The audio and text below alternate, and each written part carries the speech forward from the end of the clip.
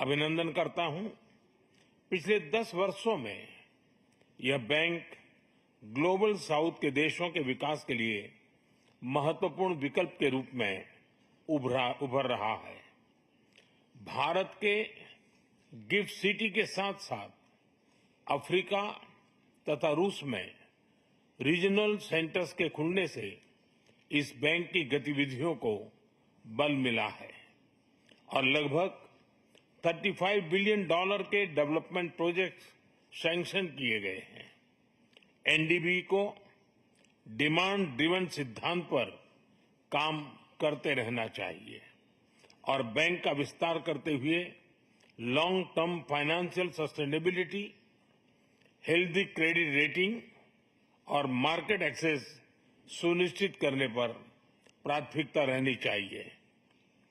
Friends, नए स्वरूप में ब्रिक्स $30 ट्रिलियन से भी ज्यादा बड़ी इकोनॉमी है।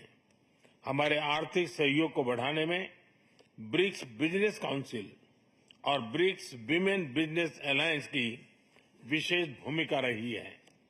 इस वर्ष ब्रिक्स के अंदर WTO reforms, trade facilitation in agriculture, resilient supply chains, e commerce और स्पेशल इकोनॉमिक जोन को लेकर जो सहमति बनी है उससे हमारे आर्थिक सहयोग को बल मिलेगा।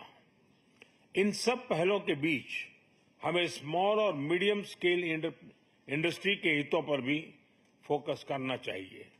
मुझे खुशी है कि 2021 में भारत की अध्यक्षता के दौरान प्रस्तावित ब्रिक्स स्टार्टअप फोरम इस वर्ष लॉन्च किया जाएगा।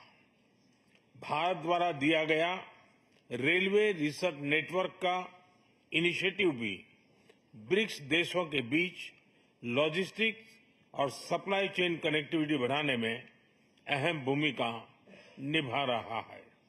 इस साल ब्रिक्स देशों में यूनिडो के साथ मिलकर इंडस्ट्री 4.0 के लिए स्किल्ड वर्कफोर्स तैयार करने पर बनी सहमति बहुत ही महत्वपूर्ण है। 2022 में लॉन्च किया गया ब्रिक्स वैक्सीन R&D सेंटर सभी देशों की स्वास्थ्य सुरक्षा बढ़ाने में मदद कर रहा है।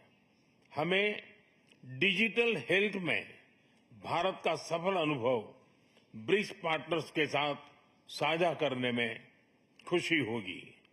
फ्रेंड्स, क्लाइमेट चेंज हमारी साझी प्राथमिकता का विषय रहा है। रूस की अध्यक्षता में BRICS open carbon market partnership के लिए बनी सहमति का स्वागत करता है। भारत में भी green growth, climate resilient infrastructure और ग्रीन ट्रांजिशन पर विशेष रूप से बल दिया जा रहा है। International solar alliance, coalition for disaster resilient infrastructure, mission life यानी लाइफस्टाइल फॉर एनवायरमेंट, एक पेड़ मां के नाम जैसे इनिशिएटिव लिए गए हैं। पिछले वर्ष COP28 के दौरान हमने ग्रीन क्रेडिट जैसे महत्वपूर्ण पहल की शुरुआत की। मैं ब्रिक्स पार्टनर्स को इन इनिशिएटिव से जुड़ने के लिए आमंत्रित करता हूं। ब्रिक्स के सभी देशों में इंफ्रास्ट्रक्चर के निर्माण पर विशेष रूप से बल दिया जा रहा है। भारत में मल्टी मॉडल कनेक्टिविटी को तेजी से बढ़ाने के लिए हमने गति शक्ति पोर्टल बनाया है। इससे इंफ्रास्ट्रक्चर विकास के लिए इंटीग्रेटेड प्लानिंग और इम्प्लीमेंटेशन में मदद मिली है और लॉजिस्टिक कॉस्ट कम हुई है। हमारे अनुभव आप सभी के साथ साझा करने में हमें खुशी होगी। फ्रेंड्स, ब्रिक्स देशों के बीच फाइनेंशियल इंटीग्रेशन बढ़ाने के लिए प्रयासों का हम स्वागत करते हैं। लोकल करेंसीज में व्यापार और सुगम रूप से क्रॉस बॉर्डर पेमेंट्स से हमारा आर्थिक सहयोग सुदृढ़ होगा। भारत द्वारा बनाया गया यूनिफाइड पेमेंट्स इंटरफेस यानी यूपीआई भारत की एक बहुत बड़ी सक्सेस स्टोरी है। इसे कई देशों में अपनाया गया है। पिछले वर्ष हिज हाइनेस शेख मोहम्मद के साथ मिलकर हमने इसे यूएई में भी लॉन्च किया। अन्य ब्रिक्स देशों के साथ भी इसमें सहयोग किया जा सकता है। फ्रेंड्स, भारत ब्रिक्स के अंतर्गत सहयोग बढ़ाने के लिए पूरी तरह से प्रतिबद्ध है। हमारी विविधता और मल्टीपोलरिटी में हमारा दृढ़ विश्वास हमारी ताकत है। हमारी यही ताकत और मानवता में साझा विश्वास हमारी भावी पीढ़ी के समृद्ध और सशक्त भविष्य को सार्थक रूप देने में सहयोग होगा।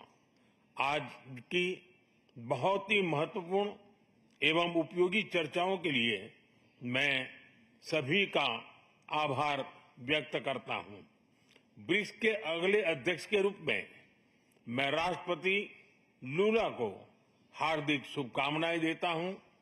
भारत आपकी ब्रिक्स अध्यक्षता की सफलता के लिए अपना पूरा सहयोग देगा। एक बार फिर राष्ट्रपति पुतिन और सभी लीडर्स का बहुत बहुत धन्यवाद। Спасибо большое.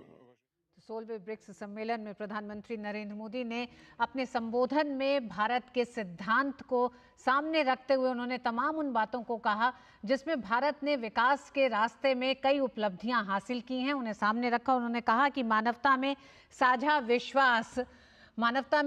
विश्वास